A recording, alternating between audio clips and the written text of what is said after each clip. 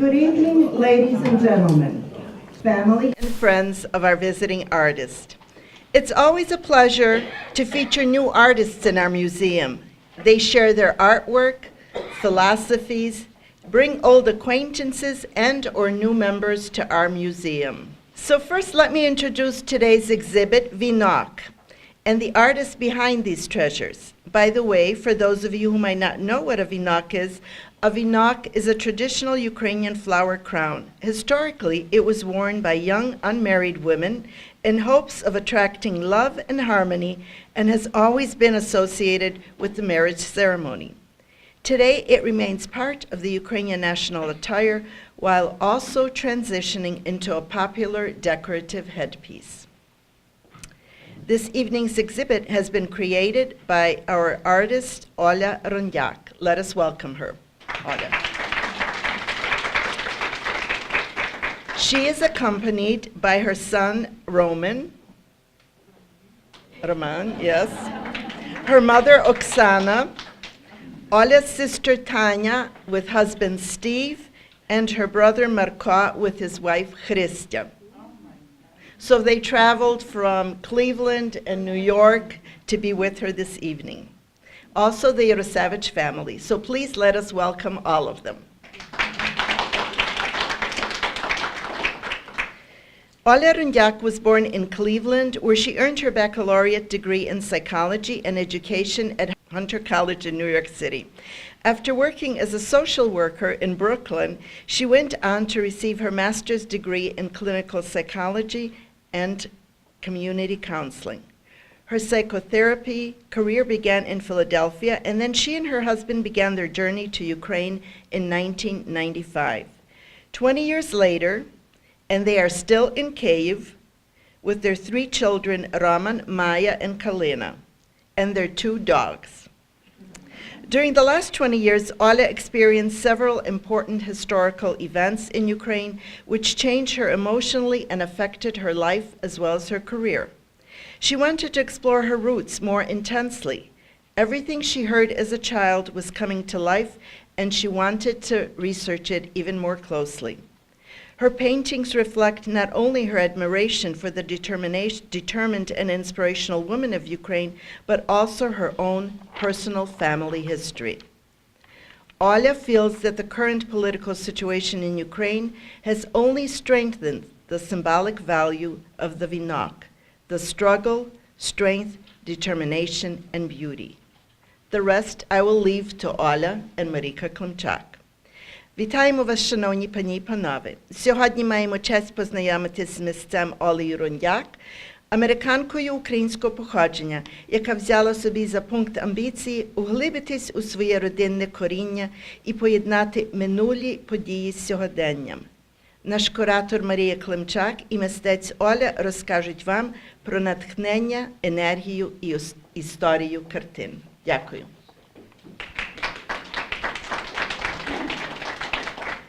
Good evening. Thank you all for coming tonight. Thank you, Lida. Thank you, Maria. Thank you, everybody who helped put the exhibit together. So as you've heard and as you all know about the Vinok, I won't repeat about, I think Lida also mentioned that historically the Vinok was typically associated, worn by young unmarried women and associated then with the wedding ceremony. But of course today they're transitioning also into a popular decorative headpiece. And as Lida mentioned, yes, the current political situation has strengthened the significant symbolic value of the Vinok, and the revolution released an influx of patriotism, and Ukrainian symbols such as the Vinok have definitely become more visible. For me, as first generation Ukrainian in America, this connection to national pride has always been a part of my life. I was immersed in the cultures and traditions of being Ukrainian, and adding to that my background in psychotherapy and living through the Orange Revolution in 2004 in Ukraine, and then the Revolution of Dignity in 2013, I began to express my emotions in my paintings. My paintings do reflect the determination of Ukrainian women, as well as they reflect my family history. My mother and my grandfather during the war were separated from my grandmother. And my mother and grandfather, after several years, ended up in America, while my grandmother was sent to a strict regime labor camp in Mordovia, Russia. I was never able to meet my grandmother, only some pieces of her art, but the fact that she had found the strength to create art despite long days of hard labor and losing her family made it a very profound impact on me, which I believe is not so different from Ukraine's struggle today for freedom despite years of the Soviet Union's efforts to destroy the Ukrainian culture, traditions, and language. So I was about 9 years old when my mother received the call. I believe it first came through a Western Union telegram, some 8,000 miles away from Ukraine, that her mother had died. I watched as she cried, and I carry that pain to this day. My mother was 11 when she separated from her mother in the war, and she never saw her again. My grandmother had 3 children, a son and 2 daughters, as did my mother, and as did I. My mother's sister, Ola, died at 19 in Kolomea, Ukraine, and I was named after her. While my grandmother was in the labor camp, she secretly created this artwork by the light of the night, using fabric from threads from fabrics, and she used fish bones for needles. One of the embroidered icons which we received eventually was unfinished, and it's here in the case. You'll be able to see it in a minute. It was unfinished, and I thought that maybe this was somehow symbolic for Ukraine not quite being realized yet. And I created a collage in a more contemporary style of the icon in hope that Ukraine would finally become truly independent. My grandmother risked her life to pass her embroideries on to her family. And for me, these artworks symbolize her heart and soul. And that's why I feel that it's my responsibility to share her story. I know that my grandmother's story is one of many, many tragic stories of women overcoming suffering, not only in the past, but still in Ukraine today, as husbands and sons perish in the Donbas region. There is likely no shortage of heroism in Ukraine. And though we have never met, my grandmother is my personal hero, and I know that we are connected by more than our bloodline. So, as you see here today, and as I've mentioned, this is the first time that I have incorporated my grandmother's works into the Vinok exhibit. I feel that it's very appropriate because when the embroideries first entered America, she had to secretly take them out of labor camp, where she was for about 8 years. And at this time, my mother had no contact with her mother until she returned back to her home in Kolomea. And that's when she passed them on to, well, the story is that she passed them on to a clandestine priest who was going to America. And he secretly carried these embroideries into America in search for my grandmother's family. The embroideries made it first to Chicago, and the article in the case to the far left, you will see there's an article written in 1980 by the Chicago Tribune about these embroideries, and then they eventually made it to my grandmother and my mother. So that's our story, and I feel that the Vinok, with weaving my grandmother's story into the Vinok, adds another layer of symbolism, as its circular structure embraces the timelessness and wholeness in the meaning of life. And I hope that the Vinok will continue to remain a symbol of beauty, of hope and strength in the peaceful nation of Ukraine as it realizes its full potential. Slava Ukraini!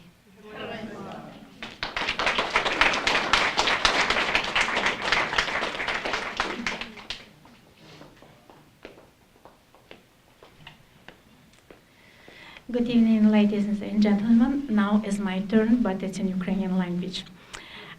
To those who don't understand Ukrainian, please translate, and I will be short because Ola said everything. Фактично, знаєте, кожна виставка, яка відбувається в Українському національному музеї, вона є особливою.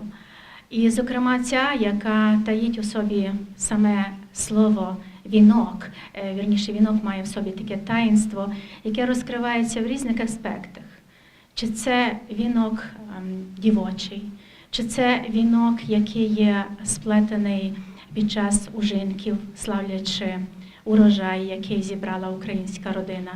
Чи це вінок, який ми плетемо сьогодні на Різдво, і його ж несемо на могилу найрідніших, це теж вінок.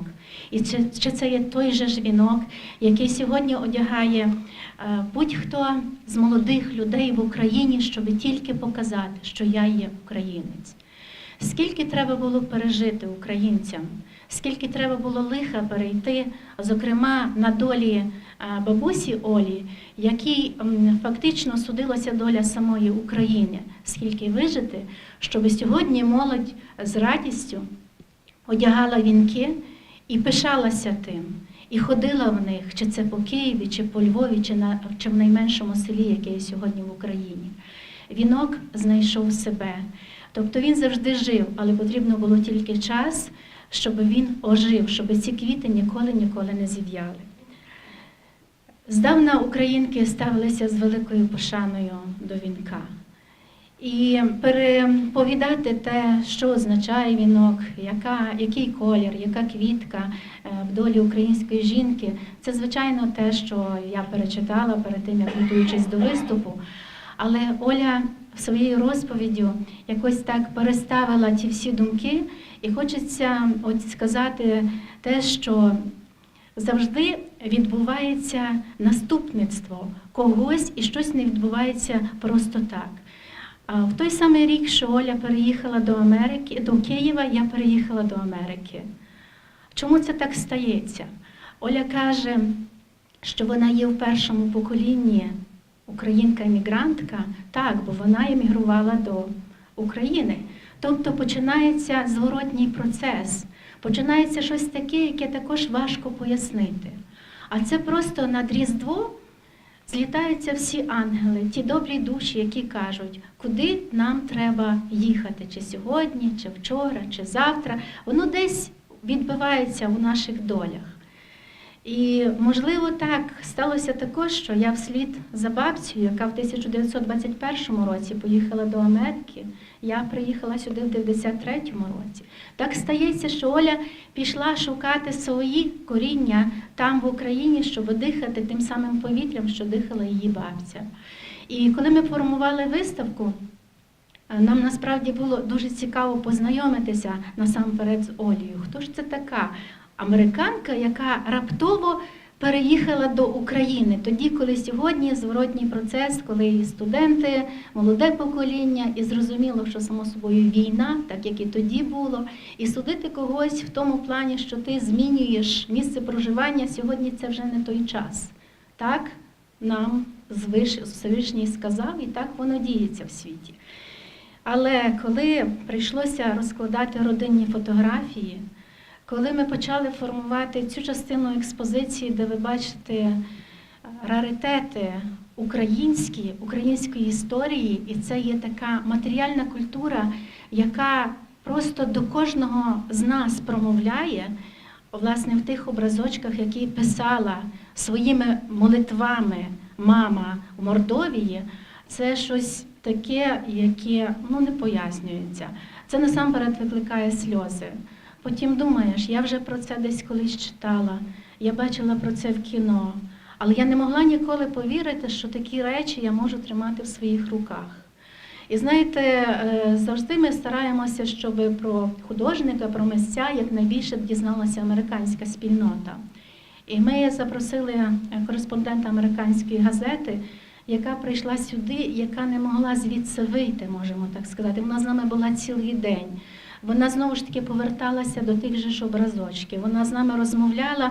Ми розмовляли на різні теми, зокрема про вінки революції, про вінки, які сьогодні надихають, про вінки, які зрештою в самій Олі відкрили мистецтво і талант бути художником, який був, звичайно, але воно якось так по-іншому відкрилося в Україні. Чому воно відкрилося в Україні, а не в Клівленді і не в Нью-Йорку, це теж варто задуматися над тим. Але Оля про це краще знає, бо все-таки вона психолог. І вона все собі, так можна сказати, спланувала. Але добре, що є підтримка, родинна підтримка. І добре, що є дуже багато друзів, які розуміють, як важливо тримати цей вінок разом. Щоб ні одна квіточка не зів'яла, щоб ні одна квіточка не випала з цього вінка. А ще найважливіший – оцей родинний вінок. І тільки тоді, коли ми далеко, ми розуміємо, як важливо дихати тим повітрям, що дихає мама. Як важливо, щоб на святий вечір разом з татом змовити молитву. І як важливо, що ми разом є з вами, приходимо сюди до цього музею, і маємо такі виставки, і маємо таких доньок України, які повертаються і в Україну, і повертаються сюди, знову ж таки, до свого дому в Америку. І це і є кожна наша виставка, це і є наше повернення в Україну. Кожна наша виставка, яка б вона не була. Кожен з нас, коли приїхав сюди до Америки, чи це було вчора, чи це було 40 років тому, чи 70, дав собі слово: я повернуся. Я повернуся чи то на пенсію, я обов'язково повернуся. Але так складається, що неможливо повернутися. І тому ці виставки, які в нас в музеї відбуваються, вони є нашим поверненням в Україну, повернення до рідних порогів. Бо ми завжди можемо згадувати, як було там. А сьогодні не знати, що там відбувається, і так як засоби масової інформації в Америці, вони далеко не дають об'єктивної також інформації і повної інформації, що відбувається не лише в Україні, але в різних країнах світу, то виставка і відчитання у вінку Олі – це і є відповіддю на те, що сьогодні в Україні, як Україна живе.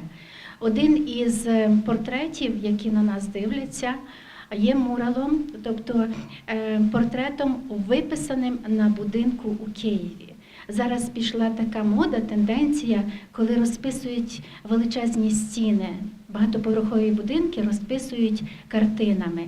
І ось так раптово прийшло на Фейсбук повідомлення, і така маленька тендітна жінка стоїть під тим малюнком і розписує. Це була Оля у Києві, синіми очима на Дніпро дивиться її дівчина у вінку. Це також є знакове.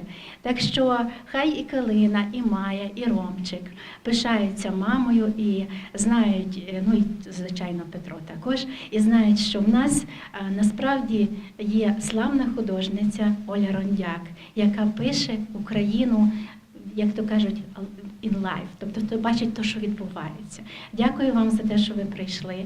Якщо є близькі друзі, чи хтось хочете сказати кілька слів, будь ласка.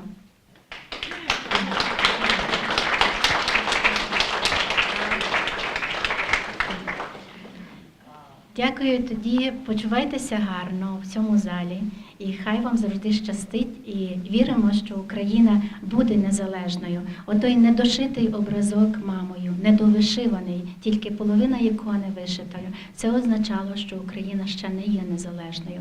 Але Оля домальовує, довишивує, і так багато-багато жінок в Україні, волонтерів, вони роблять свою справу задля того, щоб сини, захищаючи схід України, захищаючи цілий світ від російської навали, які борються за мир, жили. І Україна житиме вічно. Слава Україні!